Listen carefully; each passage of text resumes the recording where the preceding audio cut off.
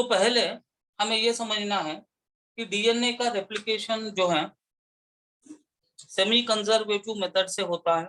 ऐसा वेस्टर्न और क्रिक साइंटिस्टों ने बताया था कि डीएनए का जो रेप्लिकेशन है वो सेमी कंजर्वेटिव मेथड से होता है। तो सवाल ये उठता है कि सेमी कंजर्वेटिव मेथड का मतलब क्या होता है।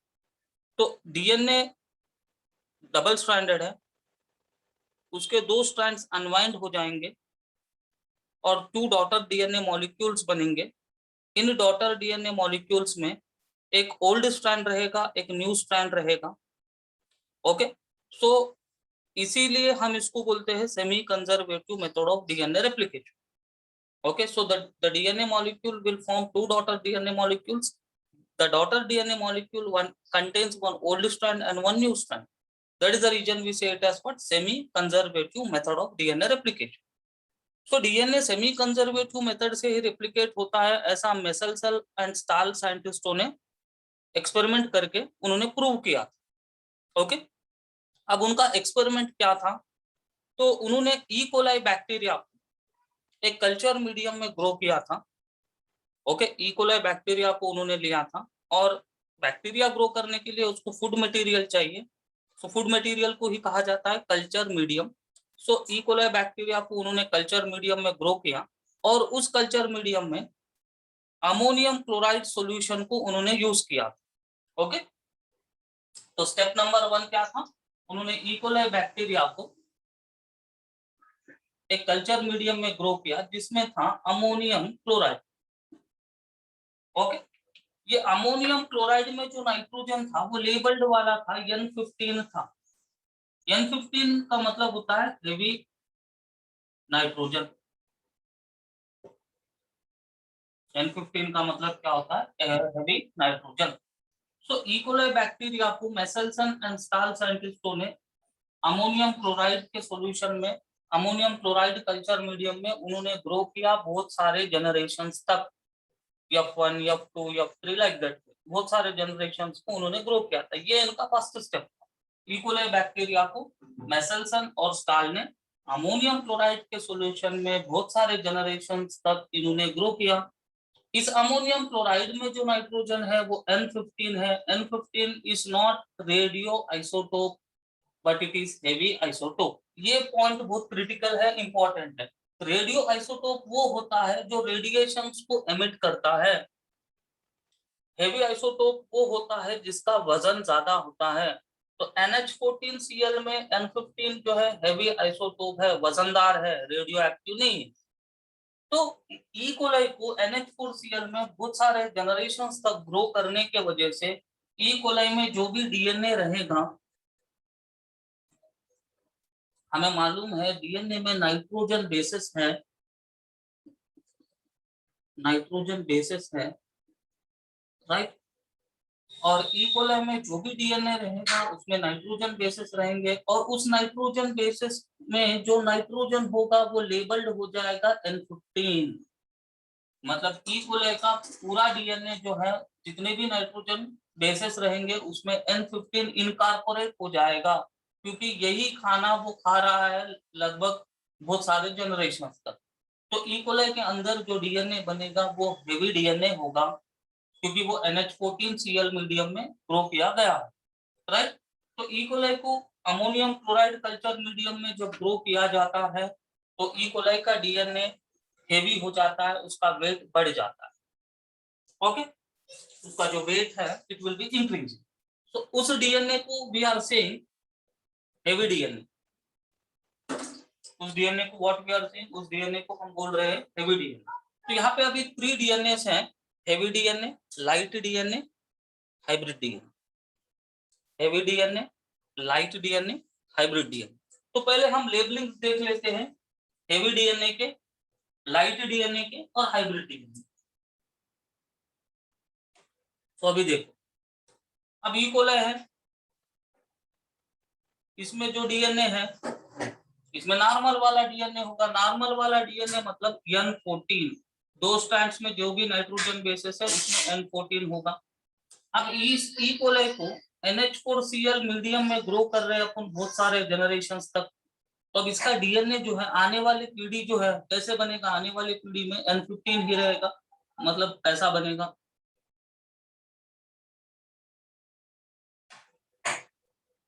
ये है अपना हेवी डीएनए, क्योंकि इसमें N15 है तो इसका वजन ज्यादा होगा, तो हम इसको बोल रहे हैं हेवी डीएनए।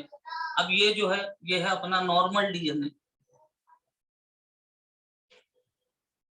साधारण नॉर्मल डीएनए, मतलब इसको लाइट डीएनए भी बोला जा सकता है, राइट। और ये हो गया अपना N15 N14, ये हो गया अपना हाइब्रिड डीएनए। क्लियर। तो हेवी डीएनए को और लाइट डीएनए को हम सेपरेट कैसे करते हैं? हेवी डीएनए और लाइट डीएनए को हम डेंसिटी ग्रेडियंट सेंट्रीफ्यूजेशन यूज करके हम सेपरेट करते हैं। हेवी डीएनए को और लाइट डीएनए को हम डेंसिटी ग्रेडियंट सेंट्रीफ्यूजेशन यूज करके हम उसको सेपरेट करते हैं।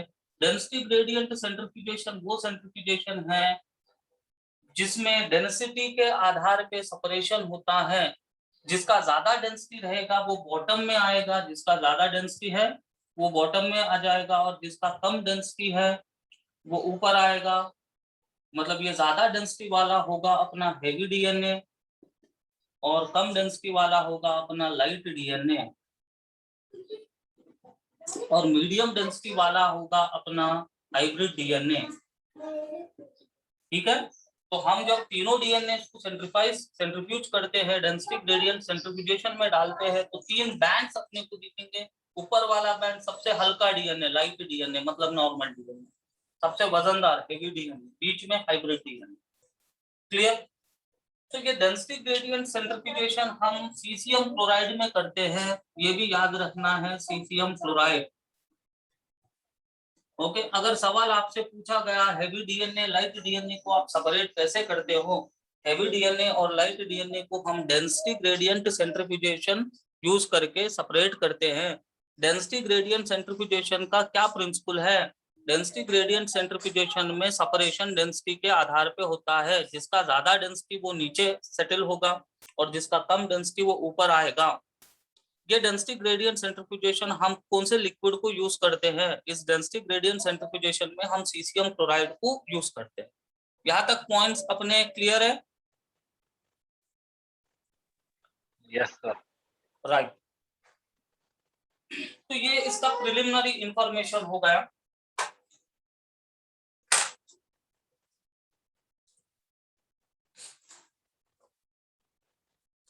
अभी अपने मेसल्सन स्टाल साइंटिस्ट ने ई कोलाई को लिया, तो उसको NH4Cl में ग्रो किया, तो उसका जो डीएनए था 15-15 लिख रहा हो तो आप समझ जाना है कि वो N15 है। अब ओके, ऐसा था।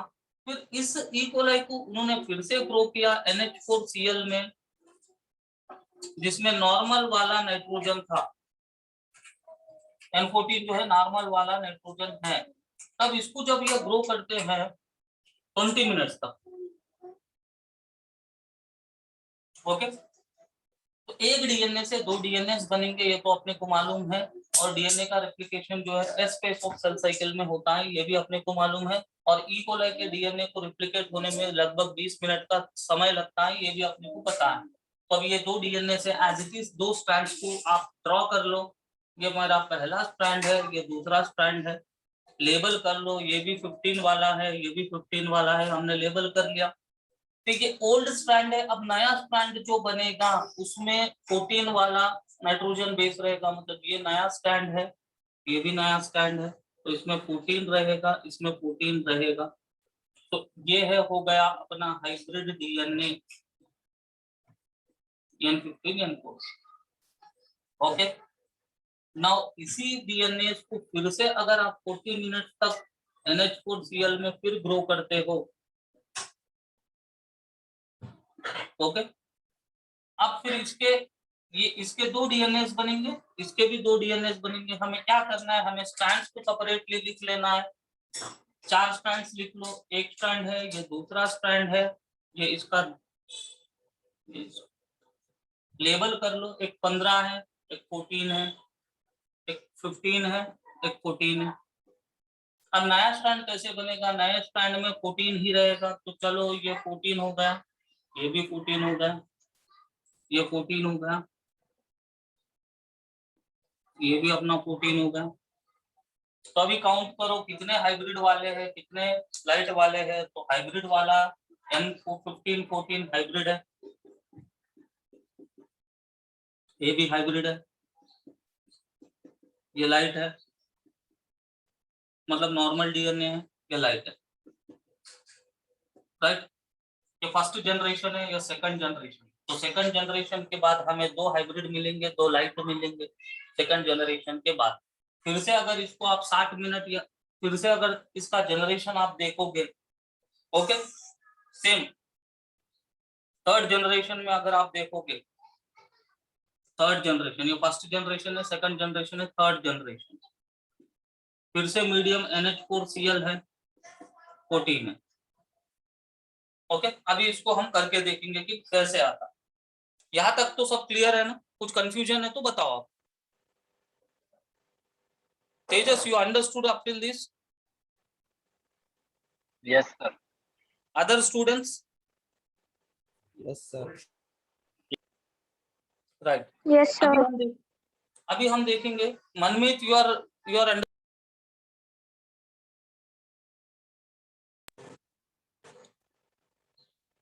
ओके। अब थर्ड जनरेशन कैसे आएगा हमें देखना है। सेकंड जनरेशन को मैं यहाँ पे लेके थर्ड जनरेशन को बताऊंगा, ओके। तो आप second generation as it is मैं यहाँ पे लिख दूंगा, तो आप ध्यान से देखो। ये फर्स्ट डीएनए है 15 14, ये सेकंड डीएनए है 14 14, ये थर्ड डीएनए है 15 14, और ये लास्ट डीएनए है 14 14, बराबर ना। अब थर्ड जनरेशन में क्या होगा, तो सिंपल स्टैंड्स को आप अलग कर लो, स्टैंड्स को अलग अलग आप खोल लो, ओके। स्टैंड्स को, ये मेरा फर्स्ट स्ट्रैंड है, इसका ये सेकंड स्ट्रैंड है, ये फर्स्ट स्ट्रैंड है, ये सेकंड स्ट्रैंड है, ये फर्स्ट स्ट्रैंड है, ये सेकंड स्ट्रैंड है, ये फर्स्ट स्ट्रैंड है, ये सेकंड स्ट्रैंड, राइट। अब मैं कंफ्यूजन को हटाने के लिए लाइन भी मार रहा हूं यहाँ पे, one line I am drawing to be crystal clear.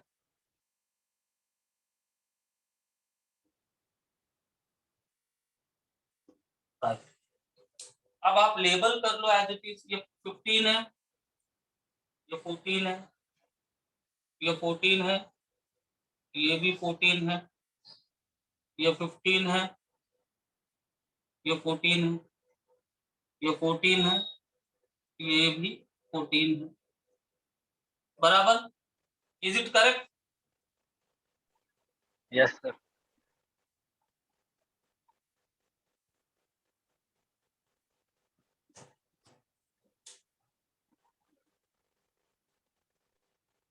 एक मिनट।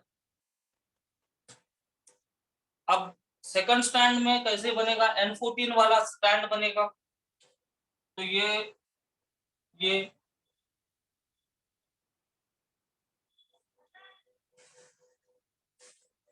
14 रहेगा, ये भी 14 रहेगा, ये 14 रहेगा, ये भी 14 रहेगा, ये 14 रहेगा, ये 14 रहेगा, ये भी 14 रहेगा, और ये भी अपना 14 रहेगा। अभी काउंट करो कितने लाइट है, कितने हाइब्रिड है। 2 hybrid. Hybrid, light light light, hybrid, light light light. How many light you have got? 6. 1 2 3 6. 4 5 6. How many hybrid you have got? 1 2. Okay, so now what you can conclude, there is increase in light DNA and decrease in heavy DNA.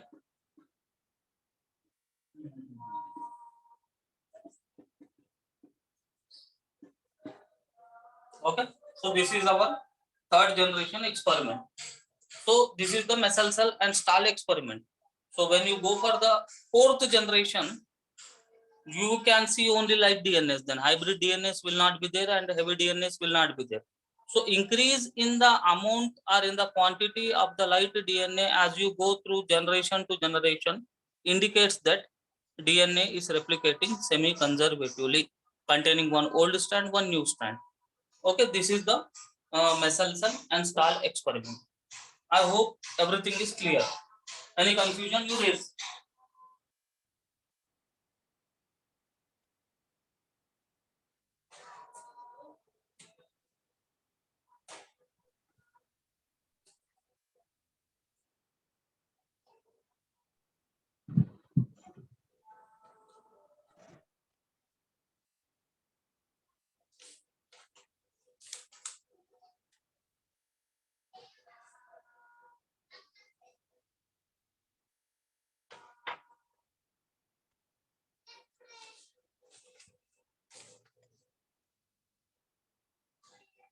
Any confusion? No, sir. Okay. This is MS experiment, Meselson and Stahl experiment. Next is blending experiment, which was given by Hirsch and Chase. So I'm simply writing it as blending experiment. Hershey and Chase experiment. Now, to know this Hershey and Chase experiment, preliminary information we have to do. Transformation was discovered by Griffith. Transformation is nothing but taking the DNA from outside is known as transformation. Griffith has done series of experiments using Streptococcus pneumonia bacteria on the mice, and he was unable to give the clear explanation for the transforming principle or transforming substance. Prior to the work of Avery, MacLeod and McCarthy, it was considered that genetic material is protein, but it was now discovered that genetic material is not a protein but DNA. DNA as genetic material was experimentally proven by Hirsch and Chase, and it is accepted also by scientific community. But Avery, MacLeod, McCarthy first of all said that DNA is the genetic material, but all biologists were not convinced. Okay, सबसे पहले तो ये तीनों साइंटिस्टों ने ही बोला था कि genetic material DNA, but सभी लोग उसको माने नहीं थे. तो हर्सन चेज ने एक्सपेरिमेंट करके साबित कर दिया कि डीएनए ही जेनेटिक मटेरियल है और सब लोग भी मान गए. तो हर्सन चेज का एक्सपेरिमेंट क्या है? हर्सन चेज ने बैक्टीरियोफेजेस पे एक्सपेरिमेंट किया है. P2 bacteriophage.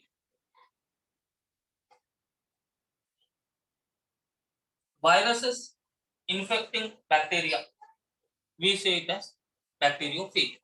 What is bacteriophage? Bacteriophage एक प्रकार का वायरस है जो बैक्टीरिया को इन्फेक्ट करता है. तो कोई भी वायरस है तो उसमें दो एंटिटीज रहेंगे, दो स्ट्रक्चर्स रहेंगे, प्रोटीन कोड और जेनेटिक मटेरियल. तो ये मान लो मेरा T2 फेज है, तो ये उसका प्रोटीन कोड है.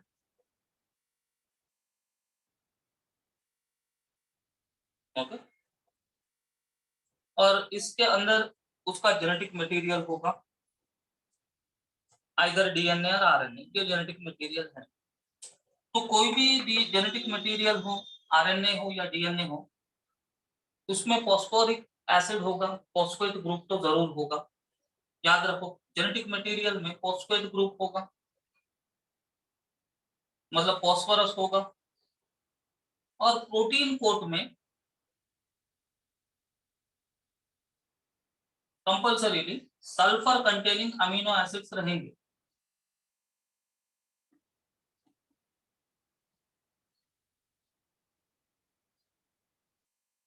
ओके, तो प्रोटीन कोट में सल्फर कंटेनिंग अमीनो एसिड्स रहेंगे और जेनेटिक मटेरियल चाहे डीएनए हो या आरएनए हो उसमें तो कंपल्सरी फॉस्फेट ग्रुप रहेगा ही रहेगा। ये अपना प्रिलिमिनरी इंफॉर्मेशन है। तो अभी आपने हर्ष और चेज ने क्या किया था, इस बैक्टीरिया फेज P2 को दो ग्रुप्स में डिवाइड कर दिए। बैक्टीरिया फेज के लिए उन्होंने दो ग्रुप्स में इसको डिवाइड किया। एक ग्रुप ऑफ T2 फेज को और ये है दूसरा group of T2 phase.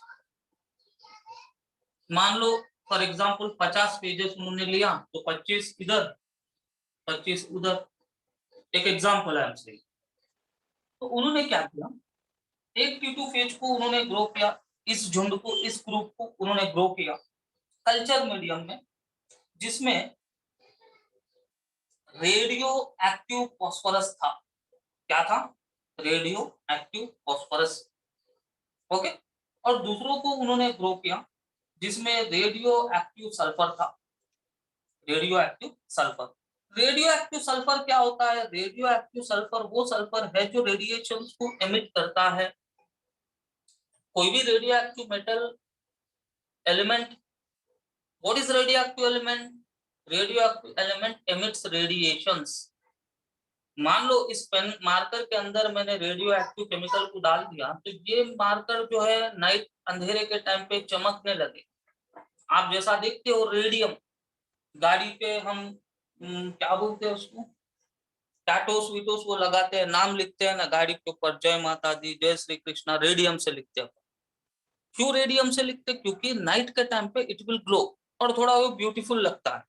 So radio active का मतलब क्या हुआ, radio active element is an element which emits certain radiations. Okay, so अभी one group of T2 phases को उन्होंने ग्रो किया कल्चर मीडियम में जिसमें रेडियो एक्टिव सल्फर था और अनदर ग्रुप को उन्होंने ग्रो किया जिसमें रेडियो एक्टिव फॉस्फोरस था। ठीक, तो इसको इन्होंने ग्रो किया रेडियो एक्टिव सल्फर में, इसको इन्होंने ग्रो किया रेडियो एक्टिव फॉस्फोरस में।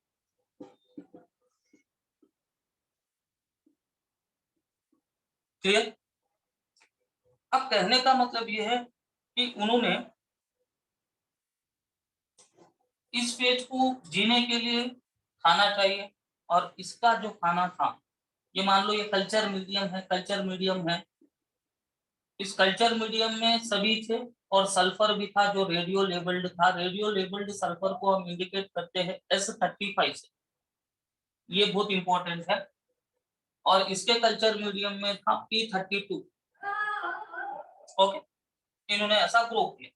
तो जब ये बैक्टीरियोफेज को इन्होंने S35 में ग्रो किया, इसको इन्होंने P32 में ग्रो किया, तो ये फेज जो है, ये फेज है, ये फेज का डीएनए है। अब इस फेज के प्रोटीन कोट में सल्फर जाके बैठ गया, इनकॉर्पोरेट होना बोलते हैं उसको, क्योंकि इसके प्रोटीन कोट में सल्फर कंटेनिंग अमीनो एसिड्स हैं, तो ये सल्फर जाके प्रोटीन कोट में बैठ गया। तो मैं स्टार मार्क लगा रहा हूं, इसका प्रोटीन कोट जो है चमकीला हो गया, मतलब रेडियो एक्टिव हो गया। क्लियर। अब इस फेज को जब हम देखते हैं तो इसका जो डीएनए है उसमें फॉस्फोरस है, तो फॉस्फोरस में डीएनए में ये रेडियो एक्टिव फॉस्फोरस इनकॉर्पोरेट हो गया, इनकॉर्पोरेट होगा तो इसका डीएनए जो है रेडियो एक्टिव हो गया, मतलब चमकीला हो गया, चमकने वाला हो गया। ओके, अब ये स्टोरी है फर्स्ट स्टेप का। फर्स्ट स्टेप आपको समझ में आया?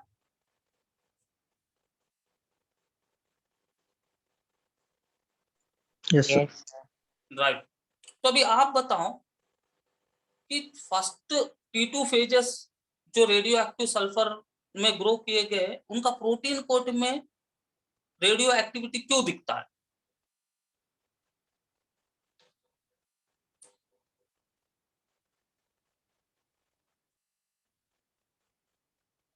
उनके प्रोटीन कोट में रेडियो एक्टिविटी इसीलिए दिखता है क्योंकि उसमें रेडियो एक्टिव सल्फर इनकॉर्पोरेट हो गया है, जबरदस्ती घुस गया, रेडियो एक्टिव सल्फर जो है प्रोटीन कोट में घुस गया, इसीलिए इसका प्रोटीन कोट रेडियो एक्टिव होगा और इधर वाले फेज का डीएनए रेडियो एक्टिव होगा।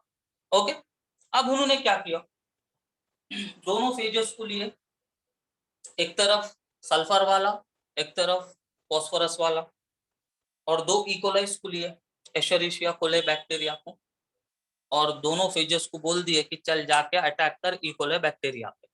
तो उसको ही कहा जाता है इन्फेक्शन। What is infection?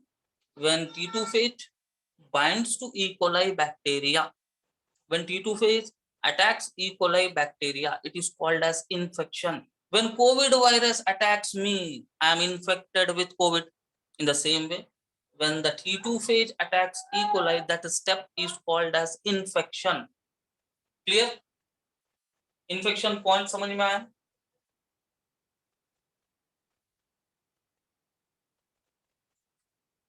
आप आवाज Yes, दो, sir. थोड़ा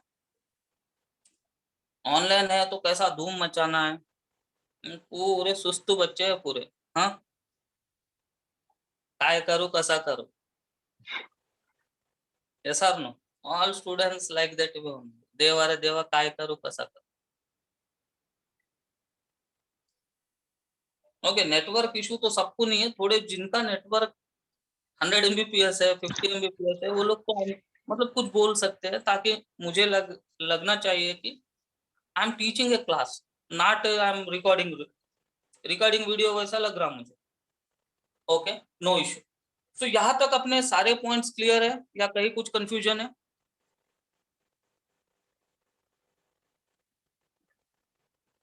clear sir. Clear, right, sir. अभी देखेंगे इनका फर्स्ट स्टेप में क्या होता है। तो अब सिंपल इसके फर्स्ट स्टेप को ABC इंग्लिश के अल्फाबेट्स है, तो आपको याद रखना है IBC। ABC के जगह आपको याद रखना है IBC, infection, blending, centrifugation, infection, blending, centrifugation, infection, blenders Sprite, blending, centrifugation. These are the three steps of their experiment: infection, blending, centrifugation. Sometimes question will come total number of steps in Hershey and Chase experiment. And there are three steps. One is infection, another one is blending, another one is centrifugation. Now let us see these three steps one after another. Now what is going to happen? You draw phages.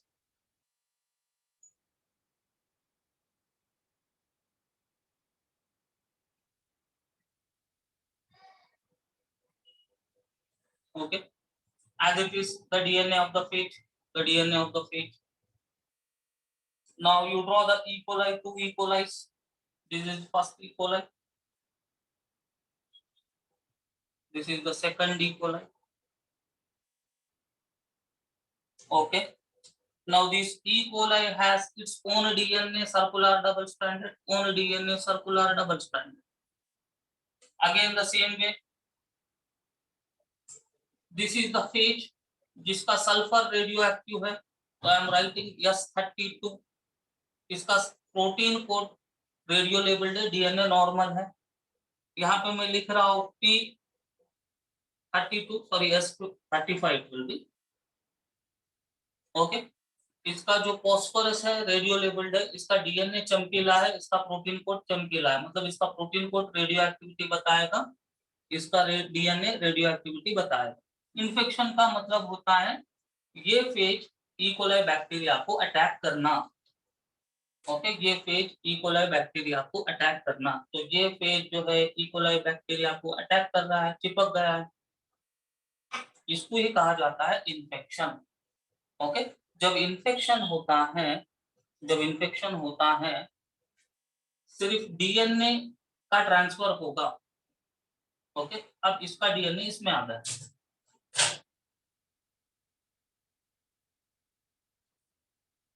Okay, अब मैं DNA अपनी मर्जी से उतार रहा हूं अपने को समझने के लिए। अब हमें मालूम है कि ये जो डीएनए है ये P32 है, मतलब रेडियो एक्टिविटी शो करेगा। ये अपना फर्स्ट स्टेप हो गया इन्फेक्शन।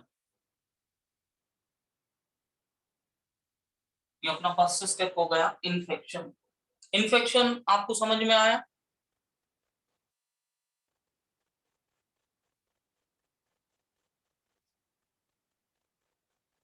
Yes, sir. नाउ ये डीएनए जो है इसमें एंट्री करेगा, मैं आरो मार्क्स भी दे रहा हूं। अब इन्फेक्शन के बाद एक स्टेप होता है जिसे कहा जाता है ब्लेंडिंग। ब्लेंडिंग को हम ब्लेंडर बोल के, एक मशीन होता है ब्लेंडर में, ये पूरे मतलब इकोलाई इन दोनों को डाल देके इगिटेट किया जाता है।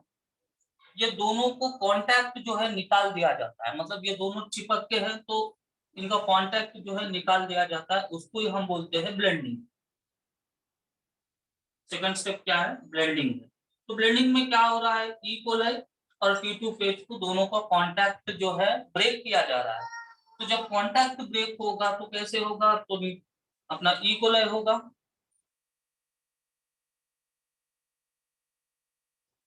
ये अपना ई कोलाई है, उसका खुद का डीएनए रहेगा जो कोल है, सर्कुलर है, डबल स्ट्रैंडेड है, खुद का ई कोलाई का डीएनए है, और फेज का भी डीएनए है, इसमें भी फेज का भी डीएनए है। बट ये डीएनए में फॉस्फोरस जो है रेडियो लेबल्ड होगा, ये फेज है जो सेपरेट हो गया है, सिर्फ के प्रोटीन कोट ही है, इसका डीएनए तो इसमें आ गया।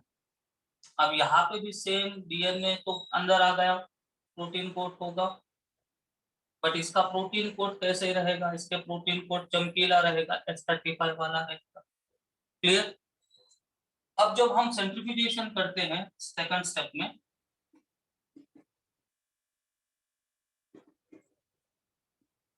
ओके, जब हम सेंट्रीफ्यूजेशन करते हैं तो सेंट्रीफ्यूजेशन में हमेशा जो हेवी सब्सटेंस है वो नीचे की तरफ आता है, और जो लाइट सब्सटेंस है वो ऊपर की तरफ आता है। ओके, तो हेवी सब्सटेंस जो नीचे सेटल होता है सेंट्रीफ्यूज करने के बाद, मान लो ये अपना सेंट्रीफ्यूजेशन मैंने किया एक ट्यूब में, तो जो वजन है वो नीचे की तरफ सेटल होगा, और जो हल्का है वो ऊपर आए। ये हल्के हिस्से को हम बोलते हैं सुपर नाटेंट, और ये वजन वाले को बोलते हैं हम पेलेट। ठीक है,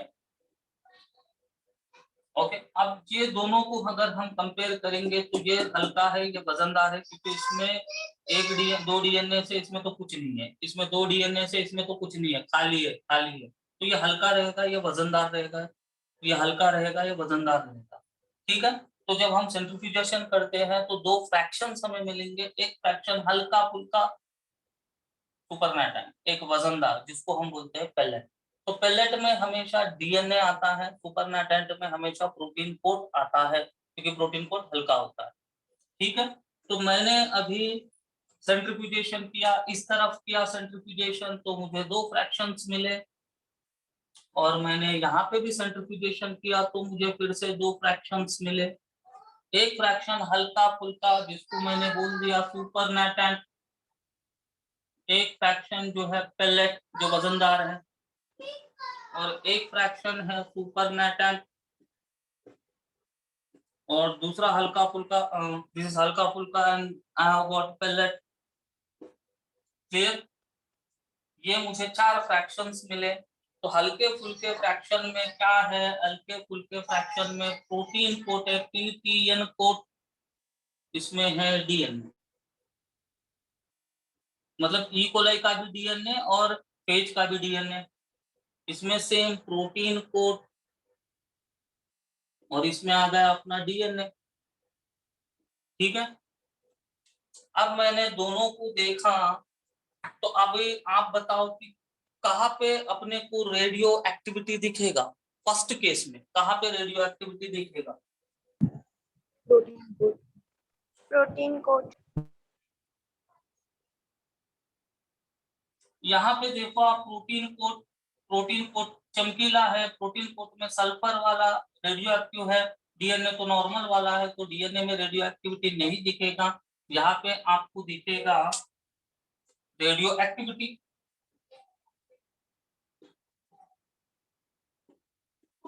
यहाँ पे आपको रेडियो एक्टिविटी नहीं दिखेगा तो मैंने रॉन्ग कर दिया। अब यहाँ पे प्रोटीन में नॉर्मल वाला प्रोटीन है तो प्रोटीन में रेडियो एक्टिविटी नहीं दिखेगा और यहाँ पे आपको दिखेगा radio activity.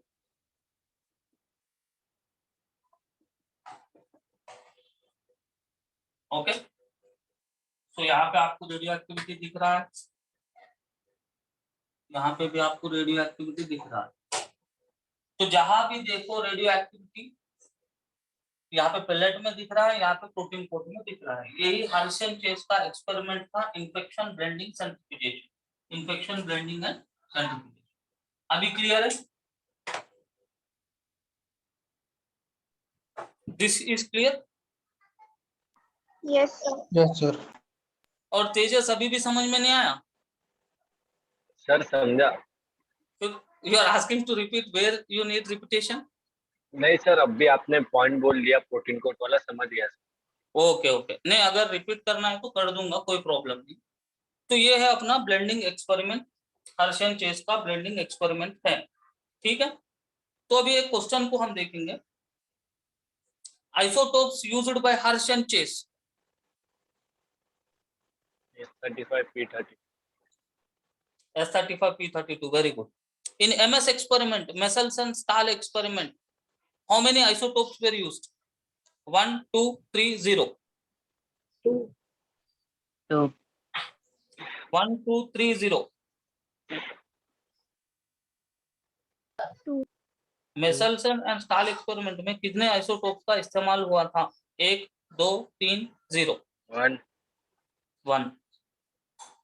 Any further answers? अब Michelson and Stahl experiment को याद करो, उन्होंने NH4Cl जिसमें N15 is not radioisotope, it is heavy isotope. Okay, no radioisotopes were used in our Michelson and Stahl experiment. Right. Again the question, Griffith used which bacteria in his experiments? Streptococcus pneumonia। Streptococcus pneumoniae. Streptococcus pneumonia, very good. Catalytic RNA is called, RNA which functions as enzyme is called as? RNase। Yeah, it is also called as ribozyme. Very good.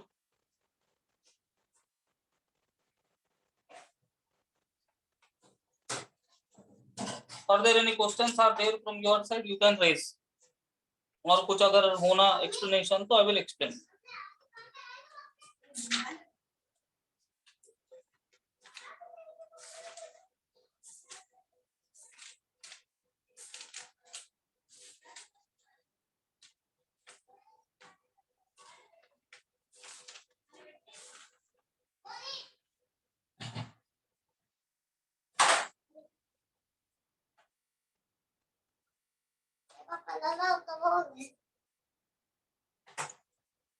Okay.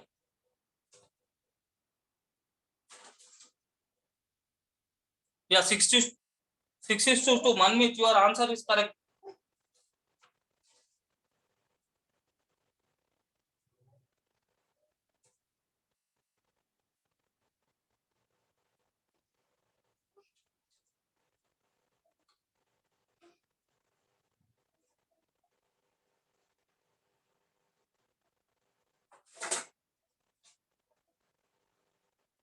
Okay, further any questions, anything you need to repeat me? You say me, I will repeat.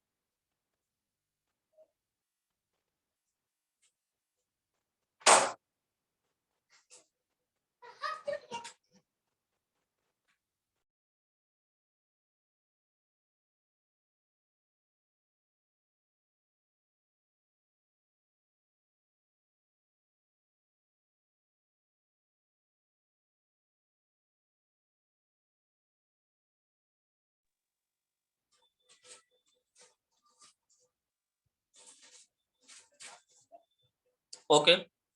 Other students, you have any doubt in anything?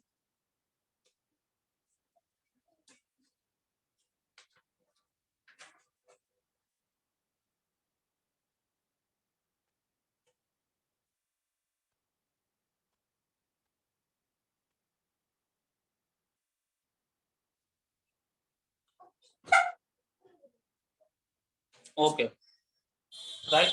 So in the tomorrow's class, we will continue with the syllabus. Okay. So these were the topics. Anyhow, DNA replication. Still, if you are having any doubt, you see me. I will explain. Otherwise, tomorrow we will directly go with the micro schedule. So these two topics were little complicated and important. So many 2-3 students asked me, so I explained you. So I hope no doubt is there in the exam syllabus and any topic. So tomorrow is a Saturday.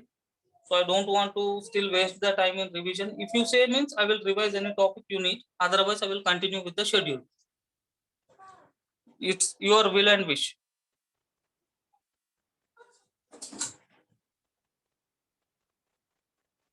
Okay then. So this is for today. So tomorrow we'll meet.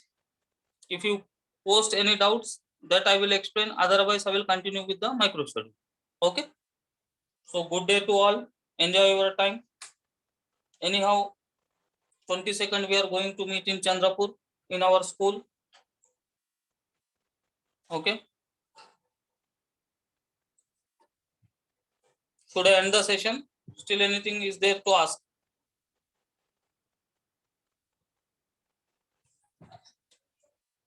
Okay then. I'm ending the session.